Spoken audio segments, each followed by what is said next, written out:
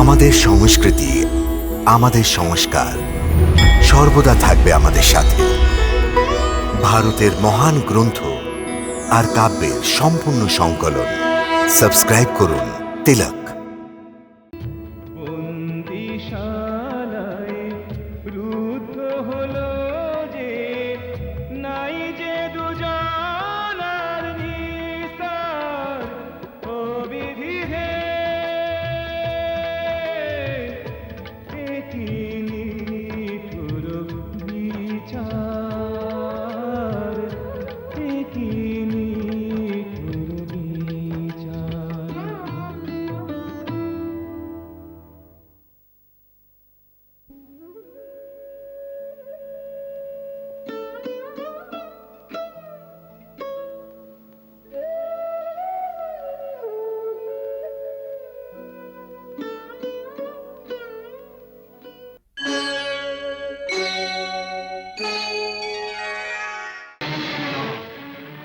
কখনোই সত্য হতে পারে না।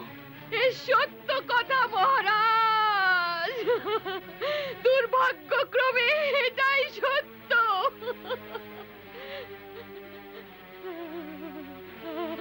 ওই সময় আমি রাজকুমারী দেবকীর সেবায় রত ছিলাম মহারাজ। হঠাৎ যুবরাজ আর তার সব সৈনিক সেখানে এলেন আর তারা সব দাস দাসীদের বন্দী করলেন। আমি কোনো মতে প্রাণ বাঁচিয়ে একটা স্তম্ভের পেছনে গিয়ে লুকোলাম মহারাজ। আমি দেখলাম যে রাজকুমারী দেবকী যুবরাজের পদতলে পড়ে মিনতি করছেন,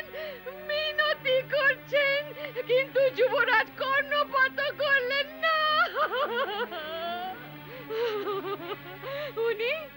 উনি সেই দুধের শিশুটির পা দুটি ধরে তার কচি মস্তক একটা বিশাল সিন্ধুকে আছড়ে মারলেন মহারাজ।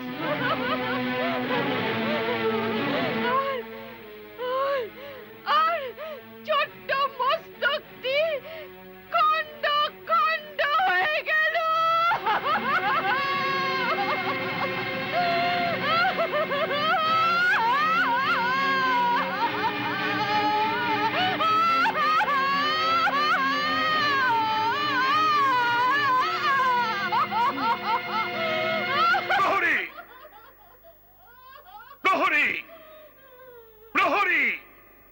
আজ্ঞা মহারাজ। সেনাপতিকে অবিলম্বে আমার নিকটে আসতে বলো। যথা আজ্ঞা মহারাজ।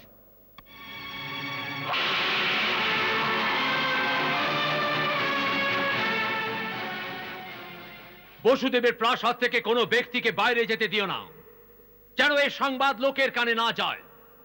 নগরের চতুর্দিকে আমাদের সৈন্য সামন্ত ছড়িয়ে দাও, কোথাও লোকেদের একত্রিত হতে দিও না।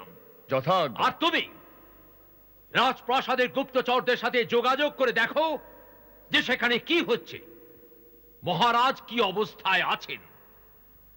যদি সেখানে সামান্য শোরগোল হয় তবে তখনই আমায় সংবাদ দাও, বুঝেছো? আগে হ্যাঁ। হ্যাঁ।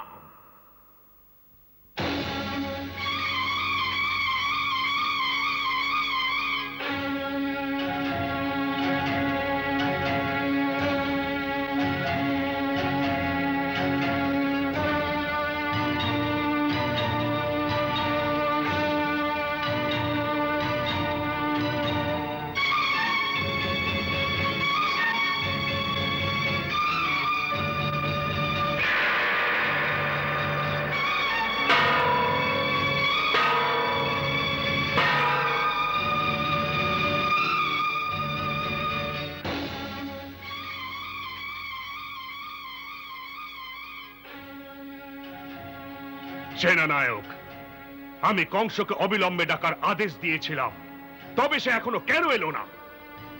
আমার আদেশ কি তার কানে পৌঁছয়নি? মহারাজ, আপনার আজ্ঞানুসারে তখনই এক অশ্বারোহীকে যুবরাজের প্রাসাদে প্রেরণ করেছিলাম। তাহলে সে এখনো কেন আসছে না? ও কি আমার আদেশকে অবজ্ঞা করতে চাইছে? বীরসেন, তুমি স্বয়ং তোমার সৈন্য নিয়ে গিয়ে ওকে বন্দির ন্যায় আবদ্ধ করে আমার সম্মুখে উপস্থিত করো। ও রাজ্যের এক অপরাধী।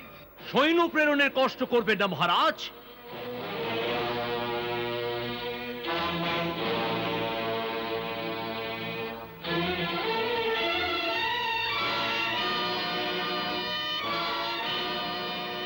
অপরাধী স্বয়ং উপস্থিত। বলুন কি আদেশ?